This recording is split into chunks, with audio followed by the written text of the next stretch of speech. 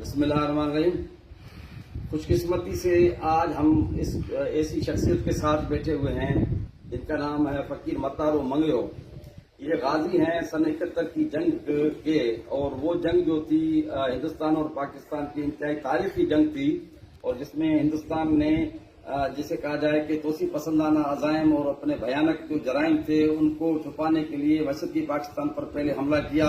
और फिर इससे सिंध राजस्थान सेक्टर पर जो हमला करके ये आए तो इन्होंने इतना आगे वो चले आए। ठाकुर लक्ष्मण सिंह ने उनकी मदद की थी, वो जहां पाकिस्तान में मगरबी पाकिस्तान असेंबली के पार्लियामानी सेक्रेटरी थे और उनकी 7 पुश्तें यहाँ रही थी। भोजराज कबीले के वो लोग थे, लेकिन उन्होंने गद्दारी की, और सवाई भवानी सिंह जो थे वो लीड कर रहे थे, जयपुर के महाराजा के वो बेटे थे, तो ये सारे इलाके के वो वाकिफ थे। हमारे जो लक्ष्मण सिंह का मैंने नाम लिया, उनका सांवरी पार्क के साथ अखजी की ढानी छाछरो तहसील में भी उनका वो कोठरी थी, और अखजी की ढानी में गांव था। वो सारे इलाके में जो थे वो 6 माह पहले हिंदुस्तान भाग कर चले गए थे। तो उनकी क्यादत की वजह से मकामी लोगों ने यहाँ उनके हिंदुस्तान के जो हामी लोग थे उन्होंने उनकी ताउन किया। उस ताउन से पाक सरजमीन की जो 6 तहसीलें हैं, तकरीबन आप 22,000 स्क्वायर किलोमीटर पर हिंदुस्तान ने कब्जा कर लिया, और 4 हमारे रेलवे स्टेशन जो थे खोखरा पार, वासलबा, जालू जो चौरो और पर्ची जिवेरी, इन पर भी उनका कब्जा था। फिर इनको अल्लाह तबारक व तआला ने ये जरूरत दी थी कि पीछे पगाड़ों ने रहमतुल्लाह अलैह चटनी बादशाह शाह मर्दान शाह ने सन 65 में भी मना हजारों हुर जो है वो पाक फौज के हवाले किए थे, और वो तसलसल चला आ रहा था। तो 71 की जंग में भी हजारों हुरों ने जो है वो बड़ा किरदार अदा किया। उनमें से एक ये हुर मुजाहिद हैं फकीर मतारो मंगलो, जिसका मैं अब नाम ले चुका हूँ। ये सबसे कम उम्री में जो है वो भर्ती हुए थे, तो वो भर्ती नहीं कर रहे थे कि यार आपकी उम्र छोटी है, बोला उम्र छोटी है, मैं शहीद होना चाहता हूँ। उस जज्बे को देखकर उन्होंने शामिल किया। तो इससे ये उमरकोट को फतह करने के लिए उमरकोट से कोई 4-5 किलोमीटर दूर एक हिंगोरा कबीले का एक गांव था, उसकी वजह से उस कहते हैं हिंगोरे जो वडो तड़ हिंगोरियन, तो उधर पर ये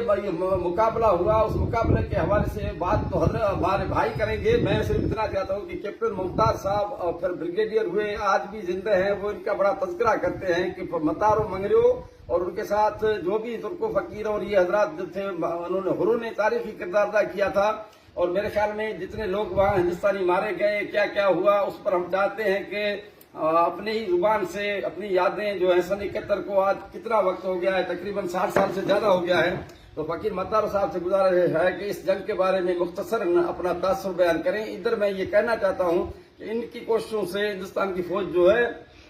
50-60 किलोमीटर पीछे चली गई। तो इस वक्त जो ट्रेन का ट्रैक बन रहा है न्यू छोर से इस्लामकोट तक 108 किलोमीटर वाला, ये वही उबूरी सरहद है जिस सरहद पर इंडिया की फौज 14 महीने बैठी। उसके बाद शुमले माहिदे में ये तय हुआ कि हिंदुस्तान को ये इलाका खाली करना है, फिर वापस गई। ये ट्रैक बिल्कुल उस दिफाई पर्पज में भी काम आएगा,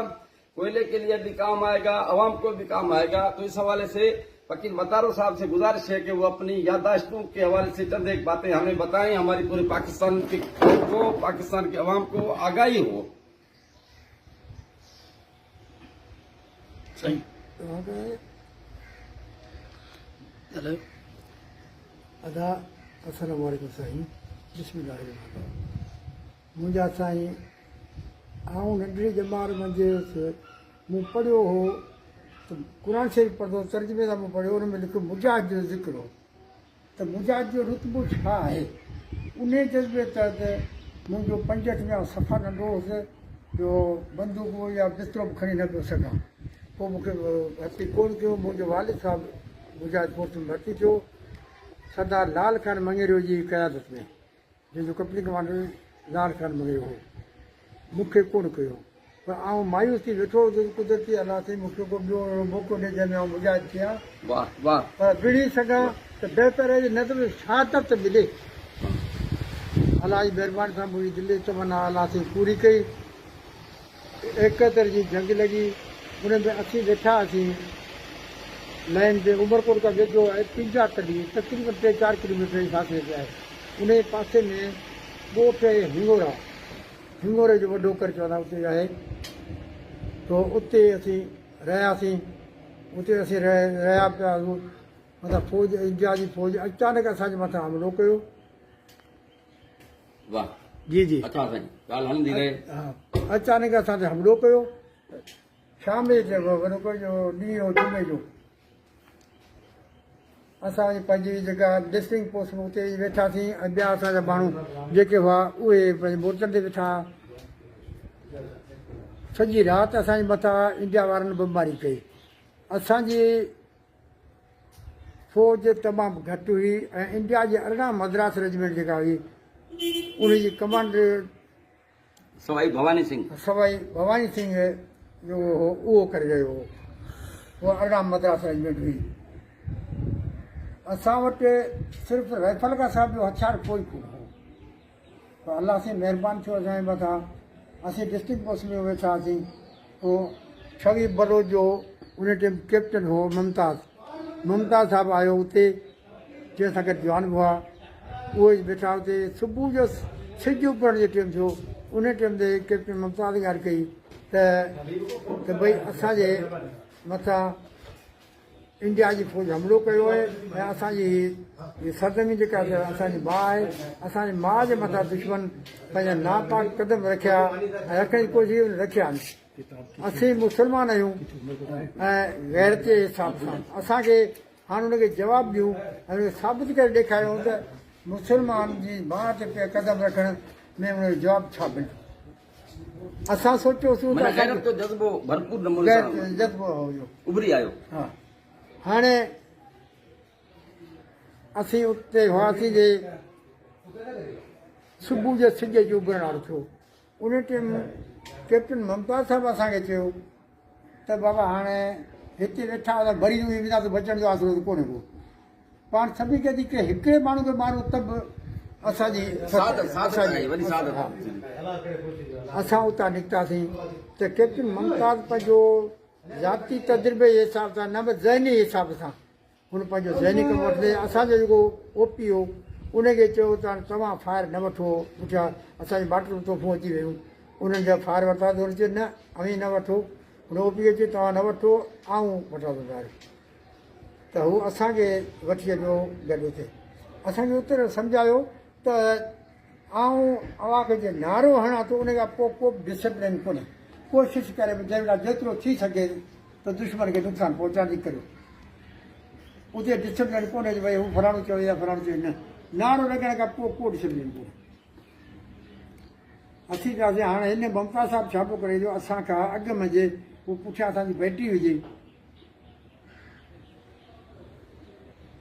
माटर बैटरी हुजे माटर बैटरी जा फेर वठे में फायर असांखां 200 गज जे फ़ासिले ते उहो 200 फुट जे फ़ासिले ते उहो फायर लाइन में कराईंदो वञे पियो जिते किरण पियासीं वेझा फायर त उते धूड़ थी वियो गर्दो उधियो हुजे असांखे वरी उहो अॻिते एडवांस जो हुकुम पियो ॾिए भई अॻिते हलो हाणे असीं उते वियासीं त वरी अॻिते फायर कंदे कंदे कंदे वञी असीं पहुतासीं जेको हिंगोर जी भिट आहे उन हिंगोर जी भिट जे पहाड़ में पहुतासीं त हुन नारो हयो त बसि पोइ सभु को पंहिंजे हिसाब सां जो कोशिशि कयो धकु हणंदो वियो उन में असां मथे चढ़ंदे चढ़ंदे असांजा 9 माण्हू ज़ख़्मी थी चुका असीं टोटल उते पंहिंजी आर्मी जा हुआ ऐं 3 असीं हुर बुझायो हुआसीं जंहिंमें जे आऊं शेर हवालदार शेर मोहम्मद अबड़ो हो ऐं सूबेदार हाजी खान राजड़ हो ऐं ॿिया असांजा जेके मुजाहिदान से साइडुनि खां हुआ 1 अप में 2 अप में जेके लॻल हुआ उन्हनि बि उतां असांखे सपोर्ट कई आहे फायरिंग जी बाक़ी सर्द में त पाण दूबदू असांजो मुक़ाबिलो थियो उन में 25 आर्मी जा ऐं 3 असां और मुजाहिद हुआसीं उते जो नारो लॻो त तव्हां यकीन करियो हिते असीं नारा हणूं पिया ॿुधूं पिया पर मिड़े पियो हले आवाज़ गोड़ पियो थिए उते जेको नारो लॻो त असांखे इहा महसूसु थियो जहिड़ी भिट जेका पाण उखड़ी वई बसि एतिरो नारे में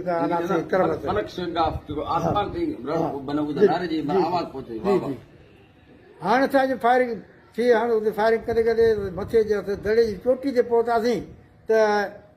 जंहिंमें 8-9 माण्हू असांजा ज़ख़्मी थी चुका उते दड़े ते हाणे उते पहुतासीं त इंडियन फ़ौज जा जेके ऑफिसर हुआ उन्हनि पंहिंजे हिसाब सां सोचियो त उमरकोट असां फतेह करे वठो वेझो ई आहे फतेह करे हाणे चांहि पीअंदासीं मीरपुर ख़ास में हू पंहिंजी रैली करियो ऐं पंहिंजे टूआ में वेठा आहियो त अचानक इहो असांजो नारो लॻो त असीं वियासीं त असांजे पहिरीं फायरिंग जी ज़िद में हू हुन जा दुश्मन जा जेके ऑफिसर हुआसीं पहिरीं धक में हलिया वाह वाह सभु मारिजी विया जन्म रसीद थिया हा उन खां पोइ असांजी फायरिंग हली पई हलंदे हलंदे हलंदे हलंदे हलंदे हाणे इन में असांजा 3 माण्हू शहीद थी विया ऐं दुश्मन जा तक़रीबन 250 खां 300 माण्हू उते हुन लाश छॾिया ऐं हू भॻा पोइ जेके हितां भॼी वञी मेंद्रे पार पहुता तक़रीबन 30-35 किलोमीटर खां पंधु परे आहे उते पहुची भॼी विया हाणे असीं उते रहियासीं असांखे फतेह अलाह साईं ॾिनी इहा भिट तव्हांखे गुज़ारिश कंदो हलां त एतिरी त ऊची ऐं बिल्कुलु सिधी आहे जो कंहिं बि हालत में को बि माण्हू केतिरी कोशिशि करे सिधो कोन चढ़ी सघंदो 3 दफ़ा चकर करे पोइ चढ़ी सघे थो पर जंग बदर में अलाह साईं मुजाहिदनि जी मदद कई उहा ई असांजी अलाह साईं मदद कई जंहिंमें असांखे अलाह साईं सोभ ॾिनी ऐं दुश्मन खे शिकस्त नसीब थी केतिरो उहो हथ मथे कया असां हुनखे 27 माण्हू ज़िंदा रहियासीं ऐं 250 खां 300 माण्हू उते हुन दुश्मन पंहिंजा लाश छॾे वरी भॻो हो सो मेंद्री पार ते पहुतो इन ॻाल्हि में हिकिड़ो तव्हांखे गुज़ारिश कंदो हलां त असांजी फायरिंग पई हली त मोर्चे में जॻह कान्हे इंडिया वारनि मोर्चा हुआ उन्हनि जॻह मूंखे न मिले त कैप्टन साहब बीठे मूंखे चई वेही रहो मोर्चे में कैप्टन ममता साहब मूंखे चयो तूं वेही रहो मोर्चे में मारी वेंदे त मुंहिंजे मोर्चे में जाइ कान्हे कि तूं पीछे हटंदा पीछे वेठा मुंहिंजे पोते कोन वेठा कि पोइ जेको तो में ईमान आहे त साम्हूं दरख़त जो कंडी जो वण उन कंडी जे वण जे हेठां सफ़ेद कपिड़नि वारो फायर पियो करे उन जी मदद लाइ वञे उहो तक़रीबन 50-60 फुट जी फासिलो हुजे वाह त हाणे हीअं त 50-60 फुट का शइ कान्हे पर जंग जे टाइम ते त इहो हाणे केतिरो फासिलो हा हाणे उते वञी वेठुसि हाणे उहो जॾहिं असांजो कुझु फायरिंग बंदि थी इंडिया वारा भॻा लाश छॾे ऐं कुझु ज़ख़्मी छॾे उहे वठी भॻा उन खां पोइ असीं बीठासीं त असांजा माण्हू 3 जेके शहीद थिया यकीन तव्हां करियो त उन माण्हू जे रत खे वारी कान पियो ऐं उनखे ईअं सम्झो जेको पंहिंजे माउ पंहिंजे पुट खे वेंचारे सेंचारे ऐं तेल समा करे उनखे सुम्हारिया हुजनि उन टाइम असां पिया सोचियो त यार अफ़सोस असांजा रहिजी वियासीं हू शहीद हुते शायदि थी वियो हाणे उहो ममता साहब चए पियो कि यार फायर तो फकीर साहब आपके भी अच्छे थे लेकिन सफ़ेद कपड़े वाले ने काम करके दिखाया तो मैं सोची मां सफ़ेद कपिड़ो ना रोके जॾहिं असांजो मुजाहिद फोर्स भर्ती थी जंग ॿिए पासे हली विया असां वटि कोन पई हली त पीर साईं पागाड़े शाह बरदा शाह असांखे वज़ीफ़ो ॾियारे मोकिलियो त हीउ वज़ीफ़ो तव्हां पढ़ंदा रहिजो इनशा जंग जे दौरान मैदान जंग ते आऊं तव्हां सां गॾु शामिलु हूंदुसि पोइ हाणे असीं सम्झो आहे त उहो ई सफ़ेद कपिड़ो वारो ॿियो त सफ़ेद कपिड़ो वारो फ़ौज में केरु माण्हू हुजे उन खां पोइ असांखे इहा सोभ अलाह साईं ॾिनी पोइ गाॾियूं हुयूं उन जूं 2.5 टन 1.25 टन इहे गाॾियूं हुयूं ऐं इहो टोयोटा गाॾियूं नयूं 0 बीट उहे छॾे विया तंहिंमें हथियार इहे माटूं हुयूं RR गनूं हुयूं ऐं ॿियो एम्यूनेशन जो अंदाज़ो हो कंदे 3 ॾींहं असांजो उन बि गाॾी में हुन जो सामान खयो पियो जंहिंमें राशन भी हो बारूद हो ऐं हथियार हुआ मतारो फकीर मंगलो साहब ने जो है आपके सामने बयान किया है हर पाकिस्तानी को हर सिंध वासी को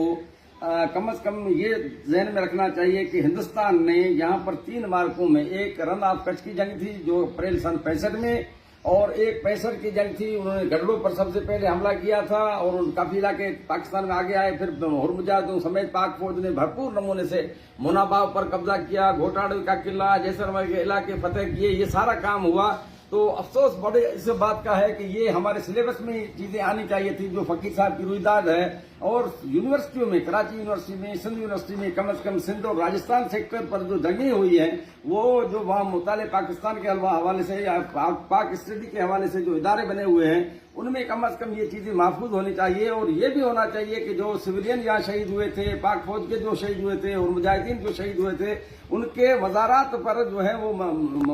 जो मकबरे कायम किए जाएं और उस खानदान में से एजाजी तौर पर किसी को बेनजीर इनका ये जो हाउसिंग शेयर के पीछे जो रहे हुए हैं उनको अच्छा सा घर बना कर दिया जाए। उसके साथ साथ जो है उनमें एक एक दो दो फर्दों को मुलाजमतें फराम की जाए पैरामिलिट्री फोर्सेज में, मिलिट्री फोर्सेज में। तो इससे ये होगा कि ये जज्बा जिंदा रहेगा, और जिंदा तो है लेकिन और उसमें इजाफा होगा।